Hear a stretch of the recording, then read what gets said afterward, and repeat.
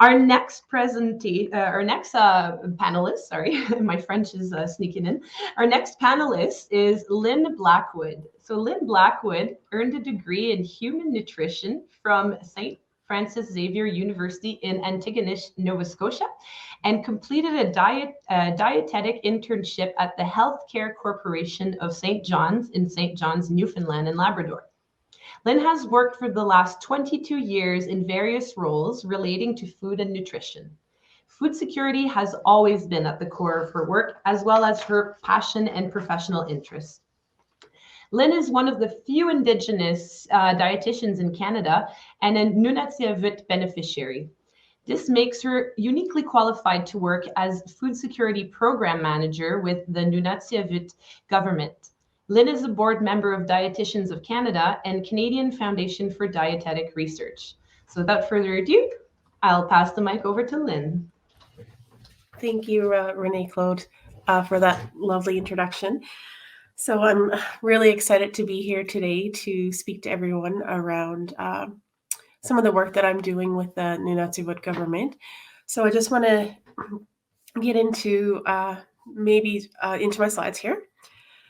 So just a little bit about me, and as Renee-Claude said, I am a Nunatsiavut beneficiary and a registered dietitian. And I do love to cook, and as my mother would say, I'm a master of, a jack of all trades and master of none. So just to focus in on the Inuit Nunangat. So the Inuit Nunangat is 4 Inuit regions across Canada, and it's collectively known as Inuit Nunangat. The term Inuit Nunangat is the Canadian Inuit term for land, ice, and sea, and water.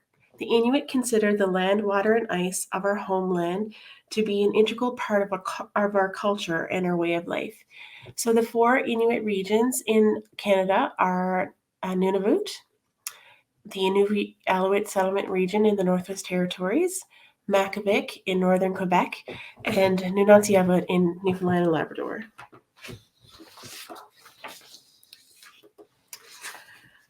So this map here shows the Nunatsiavut communities in Labrador.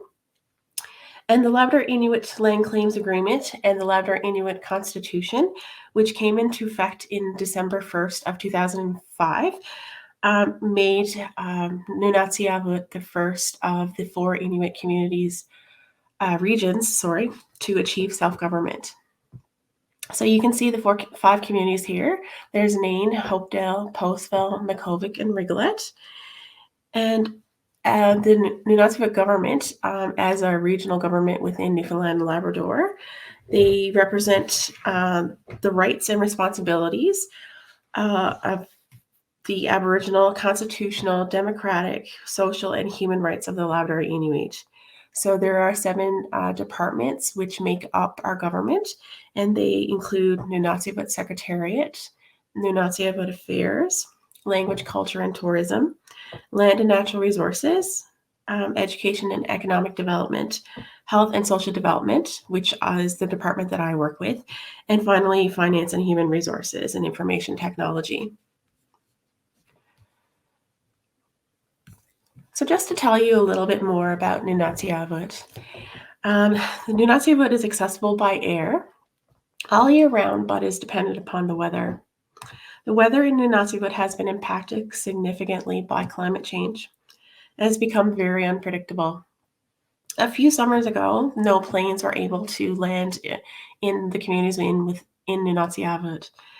So with no planes, this affected everything in the community. The food system, the mail system, medical care.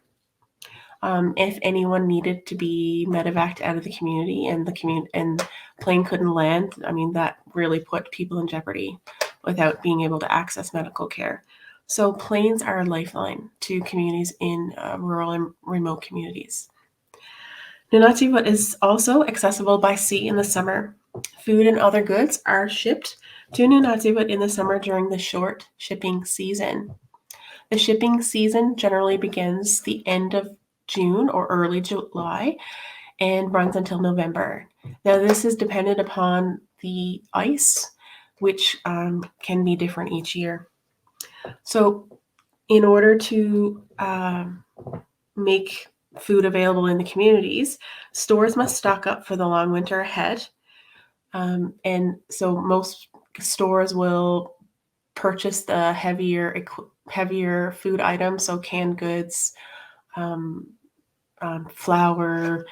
UHT milk, just to name a few things. So anything that's going to be very heavy will be shipped up on the boat in the summertime. So some of the challenges with the boat system is that the infrastructure can be, some of it is in older condition and in need of repair. So the two pictures that I have there are the modes of transportation. So the top picture is the de Havilland Twin Otter, which is used all year round and can carry 20 passengers as well as freight.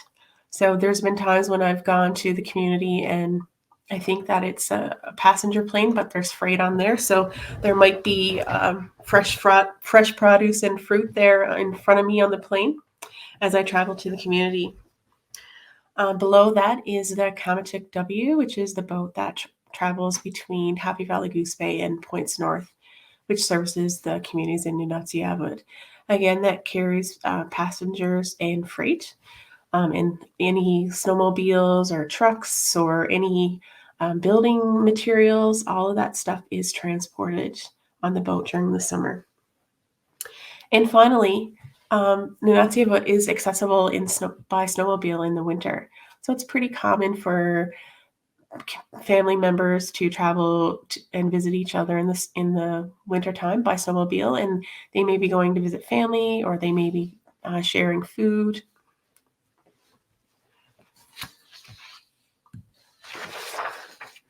So what is food security? And this is the definition adopted in 1996 by the Food and Agriculture Association.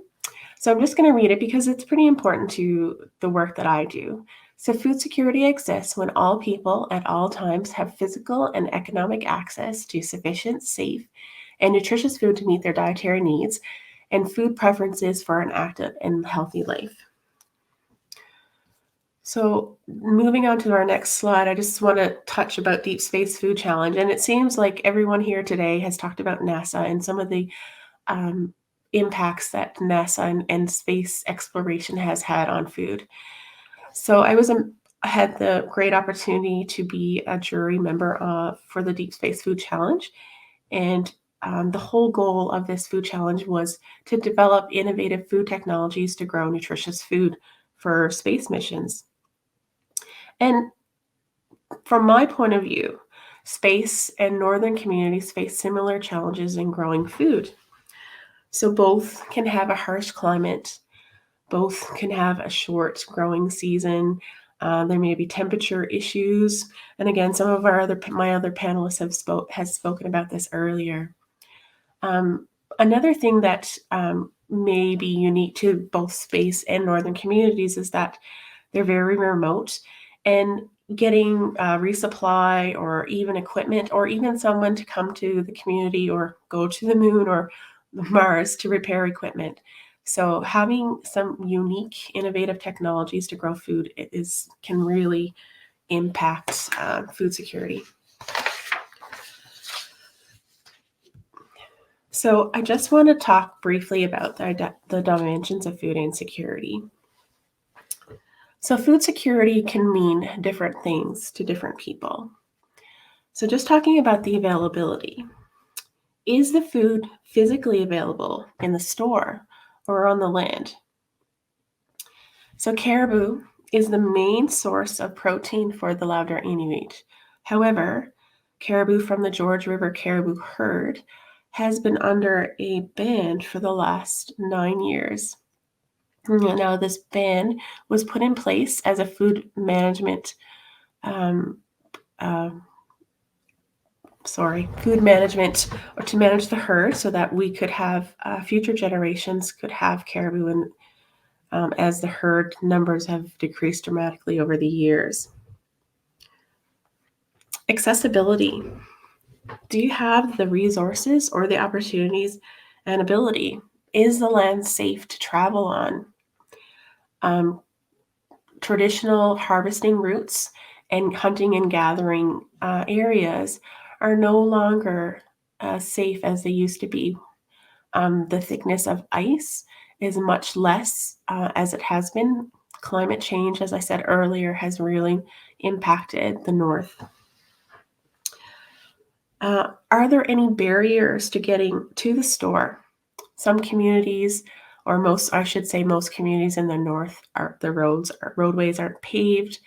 There may be potholes or other things that may actually put physical barriers to you in accessing this store. Do you have transportation? Do you have equipment? So if you don't have a motorboat or a skidoo to go off on the land and harvest, that can affect your ability to access food from the land. If you're working, do you actually have the time to be able to go off and hunt and gather as you once did?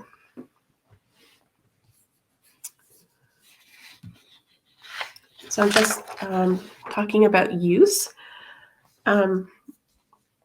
Loss of knowledge and skills to prepare and hunt and gather country food is occurring more and more. With this loss of skills and knowledge, it again has impacted food security. Elders may be in poor health and may not have the stamina to go off and hunt as they once did, and thus may not be able to pass on those skills to the younger generation. So quality.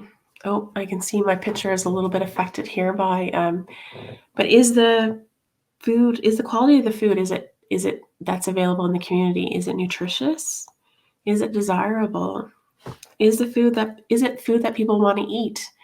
If you're in a store and they might have things like zucchini, or for example, and it's not familiar to you, do people want to eat food that's not familiar to them? I think food has a big, important part around comfort as well. So you want to make sure that the food that is available is desirable. Is it culturally acceptable? Again, this is really important to Inuit. For example, I mentioned earlier about the herd on the George River Caribou Band. Moose, which has a similar nutrient profile as caribou, but it was not the norm of the protein that was eaten by Inuit. So we may be able to access moose, but it's not culturally acceptable. It may provide the nutritional needs, but again, it's not the norm or preferred food. So just a little bit about the food security rates within Nunatsiavut. And here on the slide is results from a 2-year study done in 2013 and 2014 by researchers from Trent University and also members from Guelph and McGill. The survey asked respondents a wide range of questions about the ability of households to afford food, as well as experiences with food over a 1-month period. Households were classified as food secure, marginally food secure, moderately food insecure, and severely food insecure. A total of 537 out of 722 households participated in the survey in the region.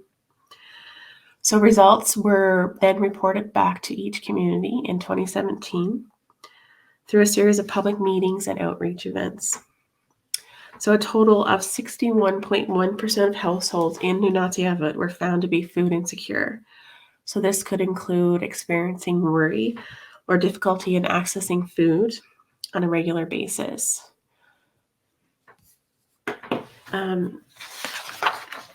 So we did have the rates for each community, and I did list the communities earlier. So the food insecurity rates in Nain were 79.4%, in Hopedale 83.1%, Makkovik 35.1%, Postville 39.6%, and Rigolet 21.6%. So there was a wide range of food insecurity rates within the region. However, the region overall showed or reported the prevalence of food insecurity 4 times the level reported in the province of Newfoundland and Labrador at the same time, and 5 times the level of food insecurity measured in households in Canada. So what can we do to help with food security, and how can we improve it? So the graphic that's shown here is from the Inuit Nanangat Food Security Strategy, which was released in July of 2021. This long-awaited strategy provides a framework to improve food security in Inuit Nanangat. So as you can see from the graphic here, that food security is a complex issue, and not one action by itself will improve food security. So we can see that infrastructure, support for families and children's, food security programs and interventions, cost of living reduction measurements, and harvester support all intersect to help to improve food security in Inuit Nanangat, as well as the environmental factors, legislation, and policy. All of these things together can help improve Inuit self-determination over Inuit Nanangat's food system.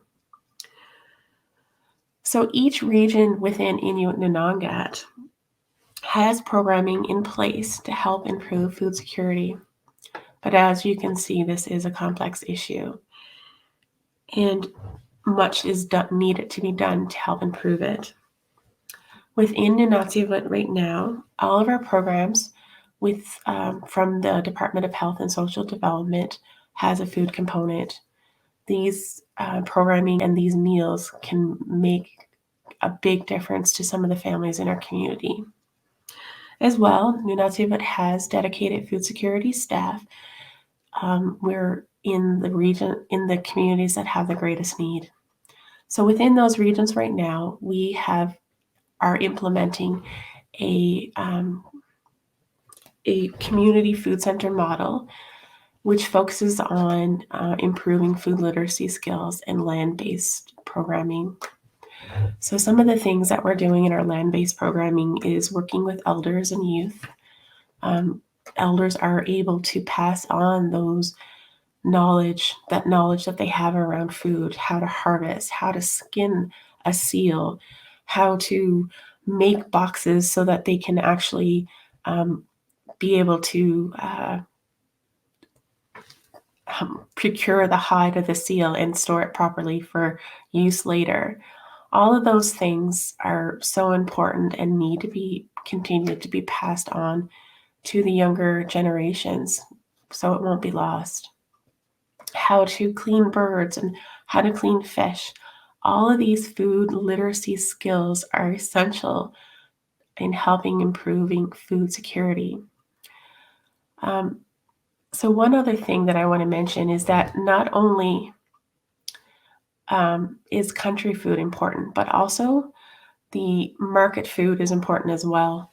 So we need to find that balance between country food and market food so that we can move together and help to improve food security. So there's still much work to be done, and every community within Inuit Nanangat are working their own ways right now and using this framework to help improve it overall. So I could probably talk a lot longer, but I think we'll probably leave it there. So thank you so much. Nakamiki.